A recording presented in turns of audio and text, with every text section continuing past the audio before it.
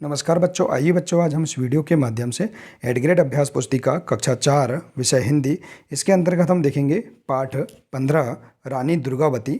देखिए बच्चों, इस पाठ के अंतर्गत दिए गए सभी प्रश्नों के आंसर हम किस प्रकार से अपनी पाठ्यपुस्तक से हम पूर्ण कर सकते हैं, आइए आज हम इस वीडियो के माध्यम से जानेंगे। तो देखिए यहाँ दिया है पाठ 15 रानी दुर्गावती। इसी प्रकार से हम देखिए अगले पाठों के भी प्रश्नों के आंसर आसानी से पूर्ण कर सकते हैं।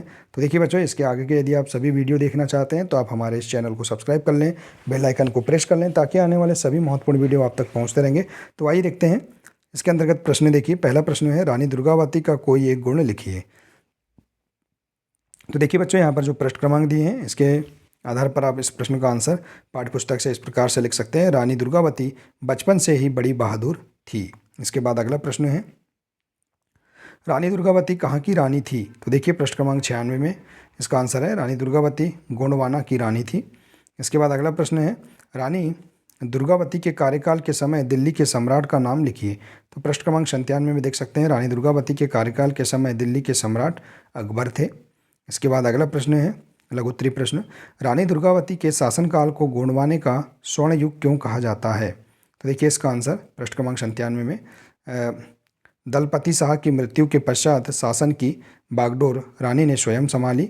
उन्होंने प्रजा की भलाई के लिए अनेक योजनाएं बनाई। उन्होंने अपने राज्य में अनेक इमारतें, कुएं, तालाब आदि बनवाए।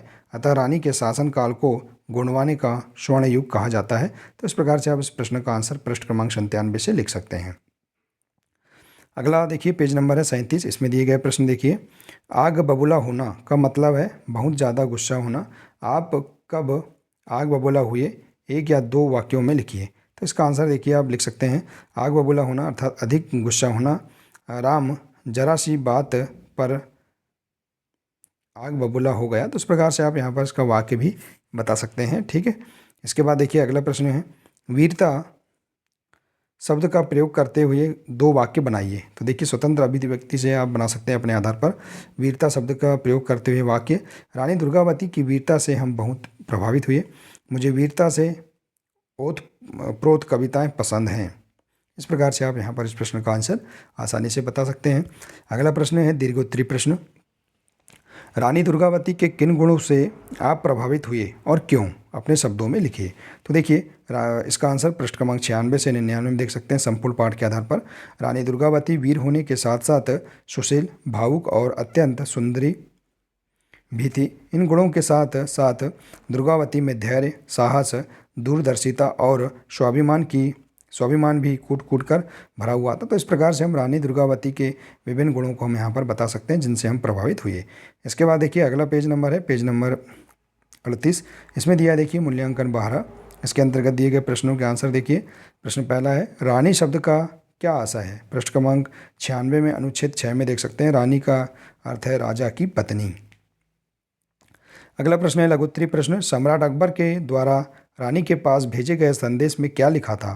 तो इसका आंसर देखिए सम्राट अकबर ने रानी के पास पैगाम भेजा था कि वह उसकी अधीनता स्वीकार कर ले। इसके बाद अगला प्रश्न देखिए बच्चों, दीर्घोत्तरीय प्रश्न है रानी दुर्गावती का नाम इतिहास में क्यों अमर हुआ। क्या आप भी कोई ऐसे कार्य करना चाहोगे कि आपका नाम भी अमर हो। तो पृष्ठ क्रमांक में देख सकते हैं स्वतंत्र अभिव्यक्ति के आधार पर रानी दुर्गावती ने मातृभूमि की रक्षा के लिए शत्रु के साथ वीरतापूर्वक लड़ते हुए अपने प्राण न्यौछावर कर दिए, अतः उनका नाम इतिहास में अमर हो गया।